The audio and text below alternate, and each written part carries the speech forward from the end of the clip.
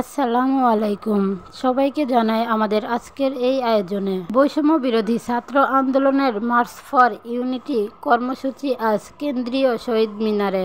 বৈষম্য বিরোধী ছাত্র আন্দোলন ও জাতীয় নাগরিক কমিটির জুলাই বিপ্লবের ঘোষণাপত্র নিয়ে 2 দিন ধরে দেশের রাজনৈতিক অঙ্গনে নানা আলোচনা হচ্ছে। হঠাৎ এই ঘোষণাপত্রের বিষয়টি কেন সামনে আনা হলো, এর প্রভাব কী হতে পারে, এসব বিষয় বুঝতে চাইছিল বিভিন্ন রাজনৈতিক দল। ঘোষণাপত্রের পক্ষে বিপক্ষে তর্ক বিতর্কের পাশাপাশি বিষয়টি নিয়ে রাজনীতিতে এক ধরনের উত্তাপ তৈরি হয়।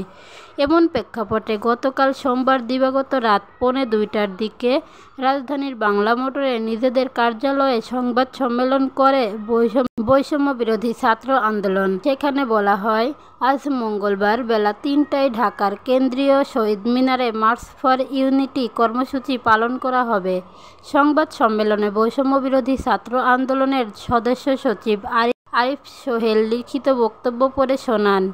এতে বলা হয়, হাজারো শহীদ ও আহত যোদ্ধার আত্মত্যাগের স্বীকৃতি ও জন আকাঙ্ক্ষার দলিল স্বরূপ জুলাইয়ের ঘোষণাপত্র অত্যাবশ্যক ছিল। এই ঘোষণাপত্র প্রণয়নের ঐতিহাসিক দায় জুলাই গণ অভ্যুত্থানে নেতৃত্ব দানকারী সংগঠন বৈষম্য বিরোধী ছাত্র আন্দোলনের ওপর। লিখিত বক্তব্যে আরও বলা হয়, নানা প্রতিকূলতা সত্ত্বেও বৈষম্য বিরোধী ছাত্র আন্দোলন বাংলাদেশের ছাত্র জনতার পক্ষে এই ঐতিহাসিক ঘোষণাপত্র প্রণয়ন ও ঘোষণার দায়িত্ব গ্রহণ করেছিল।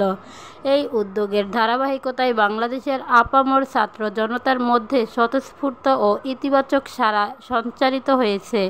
এমন পরিস্থিতিতে ছাত্র জনতার আহ্বানে রাষ্ট্রীয় পর্যায় থেকে জাতীয় ঐক্যমতের ভিত্তিতে জুলাই ঘোষণাপত্র প্রণয়নের উদ্যোগ নেওয়া হয়েছে। ছাত্র জনতা এই সময় উপযোগী উদ্যোগকে সাধুবাদ জানাচ্ছে। এরই ধারাবাহিকতায় 31শে ডিসেম্বর মঙ্গলবার বেলা 3টায় কেন্দ্রীয় শহীদ মিনারে মার্চ ফর ইউনিটি কর্মসূচি ঘোষণা করা হলো। এর আগে গত রাত 9:15টার দিকে রাষ্ট্রীয় অতিথি ভবন যমুনার সামনে প্রধান উপদেষ্টার প্রেস উইংয়ের জরুরি ব্রিফিংয়ে বলা হয়, অন্তর্বর্তী সরকারের পক্ষ থেকে জাতীয় ঐক্যমতের ভিত্তিতে জুলাই গণ অভ্যুত্থানের একটি ঘোষণাপত্র তৈরির উদ্যোগ নেওয়া হয়েছে। গণ অভ্যুত্থানে নেতৃত্ব দেওয়া বৈষম্য বিরোধী ছাত্র আন্দোলন সহ অংশগ্রহণকারী সব শিক্ষার্থী, রাজনৈতিক দল ও পক্ষের মতামতের ভিত্তিতে ঘোষণাপত্রটি প্রস্তুত করা হবে। ব্রিফিং শেষে গতরাত 10টার পর জরুরি বৈঠকে বসেন বৈষম্য বিরোধী ছাত্র আন্দোলন ও জাতীয় নাগরিক কমিটির নেতারা। কখনো একসঙ্গে, কখনো পৃথকভাবে নিজ নিজ প্ল্যাটফর্মের নেতারা বৈঠক করেন। এর রাত 1:45টার দিকে প্রথমে সাংবাদিকদের সঙ্গে কথা বলেন বৈষম্য বিরোধী ছাত্র আন্দোলনের মুখ্য সংগঠক আব্দুল হান্নান মাসুদ। তিনি বলেন, ঘোষণাপত্র নিয়ে দেশি বিদেশি ষড়যন্ত্র হয়েছে, কিন্তু সেই ষড়যন্ত্রে পেরেক মেরে দিয়েছে অন্তর্বর্তী সরকারের জায়গা থেকে ঘোষণাপত্র দেওয়া হবে, এটা তাদের প্রাথমিক বিজয়। বৈষম্য বিরোধী ছাত্র আন্দোলনের এই নেতা বলেন, আমরা পূর্ববর্তী যে কর্মসূচি দিয়েছি, আমরা বিপ্লবীরা কেন্দ্রীয় শহীদ মিনারে একত্র হব, আমাদের সরকারের পক্ষ থেকে ঘোষণাপত্র আসবে, কিন্তু তাই বলে আমাদের একত্র হওয়া বন্ধ হয়ে যাবে না। আগামীকাল শহীদ মিনারে আহত থেকে শুরু করে শহীদ পরিবার এবং ঢাকা শহরের মা ও বোনেরা যেভাবে 5 আগস্ট রাজপথে নেমে এসেছিল, পক্ষে রাজপথে নেমে আসবে। এ সময় এক সাংবাদিক হান্নান মাসুদকে প্রশ্ন করেন, মঙ্গলবার শহীদ মিনারে ঘোষণাপত্র পাঠ হবে কি না। এ সময় হান্নানের পাশ থেকে একজন হাত নেড়ে না বলেন। সঙ্গে সঙ্গেই হান্নানের নেতৃত্বে স্লোগান শুরু হয়। পরে বৈষম্য বিরোধী ছাত্র আন্দোলনের অন্য নেতারা জানান, রাত 1:15টার পর তারা আনুষ্ঠানিক সংবাদ সম্মেলন করবেন। সংবাদ সম্মেলন পরে রাত 1:45টায় শুরু হয়। প্রথমে কথা বলেন বৈষম্য বিরোধী ছাত্র আন্দোলনের সাবেক সমন্বয়ক ও বর্তমানে জাতীয় নাগরিক কমিটির মুখ্য সংগঠক সার্জিস আলম। তিনি বলেন, 31শে ডিসেম্বর বেলা 3টায় শহীদ মিনারে ঘোষণাপত্রটি আসার কথা ছিল, কিন্তু অন্তর্বর্তী সরকার তার জায়গা থেকে পুরো বাংলাদেশকে একটি ঐক্যবদ্ধ জায়গায় এনে অভ্যুত্থানের সঙ্গে সম্পর্কিত রাজনৈতিক দল থেকে শুরু করে সবাইকে সম্পৃক্ত করে ঘোষণাপত্রটি দেওয়া উচিত বলে অনুভব করেছে। অন্তর্বর্তী সরকার যখন দায়িত্বটি নিয়েছে, সেটিকে সাধুবাদ জানান তারা। এরপর লিখিত বক্তব্য পড়ে শোনান বৈষম্য বিরোধী ছাত্র আন্দোলনের সদস্য সচিব আরিফ সোহেল। সংবাদ সম্মেলনে এক প্রশ্নের জবাবে বৈষম্য বিরোধী ছাত্র আন্দোলনের আহ্বায়ক হাসনাত আবদুল্লাহ বলেন, তাদের পরবর্তী কার্যক্রম ও বক্তব্য শহীদ মিনারের কর্মসূচি থেকে জানানো হবে। এ সময় বৈষম্য বিরোধী ছাত্র আন্দোলনের নেতাদের সঙ্গে জাতীয় নাগরিক কমিটির সদস্য সচিব আক্তার হোসেন ও মুখপাত্র সামান্তা শারমিন উপস্থিত ছিলেন। সংবাদ সম্মেলনের পর বৈষম্য বিরোধী ছাত্র আন্দোলন ও জাতীয় নাগরিক কমিটির নেতারা বাংলা মোটর এলাকা থেকে মিছিল নিয়ে শাহবাগে যান। এর আগে গত রোববার আনুষ্ঠানিক সংবাদ সম্মেলন করে বৈষম্য বিরোধী ছাত্র আন্দোলন জানায়, 31শে ডিসেম্বর ঢাকার কেন্দ্রীয় শহীদ মিনারে জুলাই বিপ্লবের ঘোষণাপত্র দেওয়া হবে। আর গতকাল সন্ধ্যায় জানানো হয়, ঘোষণাপত্র পাঠ করার আগে শহীদ মিনারে ফ্যাসিবাদী জমানায় ফ্যাসিবাদী দল আওয়ামী লীগ ও তাদের দোসরদের দ্বারা পরিচালিত নির্যাতন, নিপীড়ন, গুম, খুন, ধর্ষণ, দুর্নীতি ও লুটপাট এবং জুলাই গণহত্যা শিরোনামে তথ্যচিত্র প্রদর্শন করা হবে। ঘোষণাপত্রের খসড়া বিভিন্ন রাজনৈতিক দলের কাছে আগেই পাঠানো হয়েছে বলে এই সংবাদ সম্মেলনে বলা হয়। রাজনৈতিক দলগুলোর মতামত অনুযায়ী ঘোষণাপত্রটি সংশোধন, পরিমার্জন ও পরিবর্ধন করার কথাও জানায় তারা। জুলাই বিপ্লবের ঘোষণাপত্র নিয়ে গতকাল রাতে বিএনপির স্থানীয় কমিটির বৈঠকে আলোচনা হয়। বৈঠকে অংশ নেওয়া একটি সূত্র প্রথম আলোকে বলেছে, পুরো বিষয় নজরে রাখছে বিএনপি। হঠাৎ কেন এটি সামনে আনা হলো, সে বিষয়ে তাদের উদ্বেগ রয়েছে।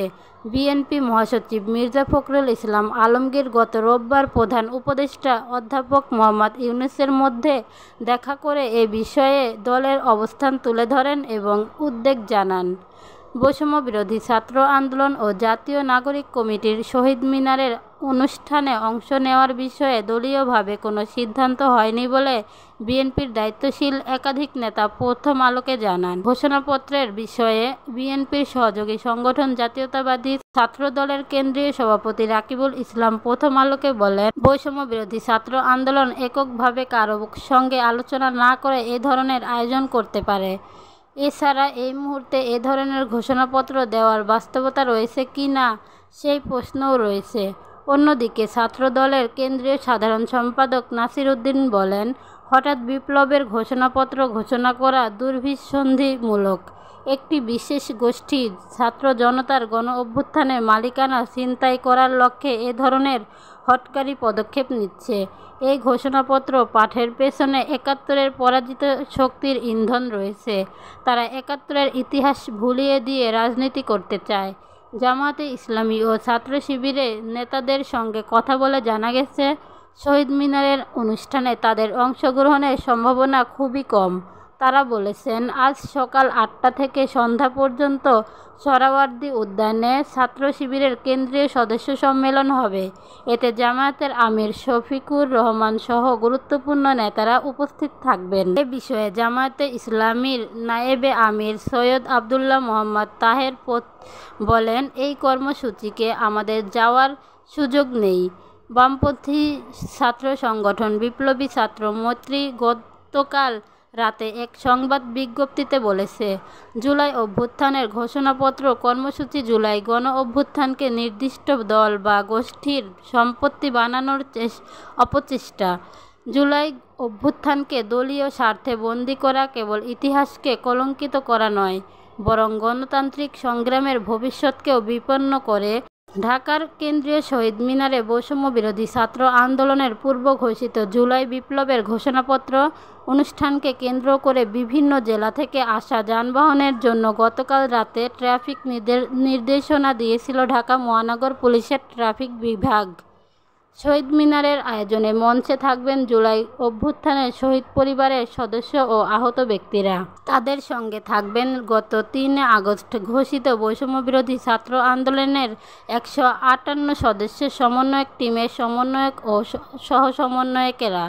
এই আয়োজনে আওয়ামী লীগ ও এর সহযোগী বাদে সব রাজনৈতিক দলের নেতাদের আমন্ত্রণ জানানো হয়েছে। তবে তাদের দলীয় ব্যানার না নিয়ে আসার অনুরোধ করা হয়েছে। স্বৈরাচার শেখ হাসিনার পতন যে গণ অভ্যুত্থানের মাধ্যমে হয়, তার নেতৃত্বে ছিল শিক্ষার্থীদের প্ল্যাটফর্ম, বৈষম্য বিরোধী ছাত্র আন্দোলন। অন্যদিকে গণ অভ্যুত্থানের শক্তিকে সংহত করে দেশ পুনর্গঠনের লক্ষ্যে গত ৮ সেপ্টেম্বর যাত্রা শুরু করে জাতীয় নাগরিক কমিটি।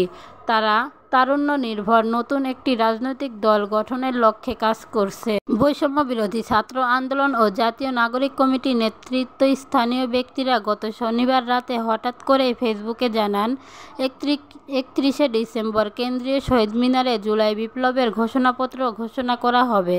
তাদের পাশাপাশি বৈষম্য বিরোধী ছাত্র আন্দোলনের সাবেক সমন্বয়ক ও বর্তমান অন্তর্বর্তী সরকারের উপদেষ্টা আসিফ মাহমুদ সচিব ভূঁইয়া এ বিষয়ে শনিবার রাতে ফেসবুকে ২টি পোস্ট দেন। এর একটি কমরেডস নাও অর নেভার, অন্যটি হল প্রোক্লেমেশন অব জুলাই রেভলিউশন। মূলত এরপরই বিষয়টি নিয়ে নানা জল্পনা কল্পনা তৈরি হয়। ফেসবুকে কেউ কেউ প্রশ্ন তোলেন, এই উদ্যোগের মধ্য দিয়ে বর্তমান সংবিধান স্থগিত বা বাতিলের উদ্যোগ নেওয়া হচ্ছে কি না। কেউ কেউ উল্লেখ করেন, এই উদ্যোগের মধ্য দিয়ে হয়তো বর্তমান অন্তর্বর্তী সরকার বিপ্লবী সরকারের রূপ নিতে যাচ্ছে। অবশ্য বৈষম্য বিরোধী ছাত্র আন্দোলন ও জাতীয় নাগরিক কমিটির নেতারা শুরু থেকেই এ ধরনের সব সম্ভাবনা নাকচ। সবাইকে ধন্যবাদ এতক্ষণ আমাদের সঙ্গে থাকার জন্য। নিত্য নতুন খবর পেতে আমাদের চ্যানেলটি সাবস্ক্রাইব করে পাশে থাকবেন।